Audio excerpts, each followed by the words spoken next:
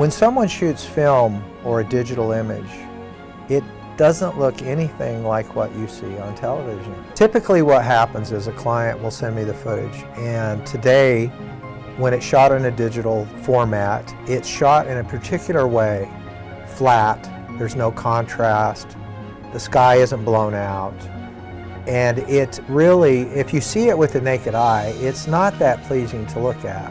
And what I do is then start to make it somewhat normal. As you start to manipulate this image and color, grade it and add color and remove color and add windows and just start shaping it, then you look back at what you started with and you go, wow, I mean, okay, yeah, it's a lot better now. So I'm the guy that gets to make it look the way that you see it on television. The short answer on that one is I was at the right place at the right time. And once I did it and they allowed me to do it, I absolutely fell in love with it because I could be creative, I could change something, and it was a cool way to make a living. It was great. When I started independent color, I decided to do something totally different, and that was to become mobile. And it's been really good. People like the fact that I can come to them and they don't have to come to me.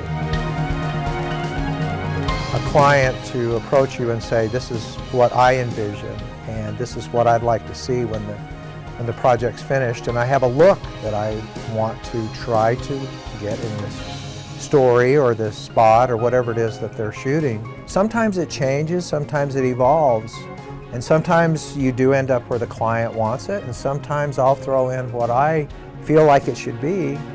You can feel it. When it's right, it's right. Technology for me has changed, and I remember in 2006 I was at the National Association of Broadcasters convention in Las Vegas, and a client came up to me and said, have you been to the Red Booth? And I said, Red Booth? What's a Red Booth? He said, it's a new camera, it's going to revolutionize the industry. And I saw an image, there was a demo on Canon's website with the 5D, and when I saw that I said, film's, it's going to go, and it's going to go quick. Now that I can push a button, skip to the end of the scene, I can push another button, skip to the whole end of the spot. I can go back and look at it without the mechanical part of the film rolling, getting dirty. We got to take it down and clean it. That I don't miss, no. I realized back when I was working with film, there's no internet, there's no approval, so the clients literally had to be there with you the whole time.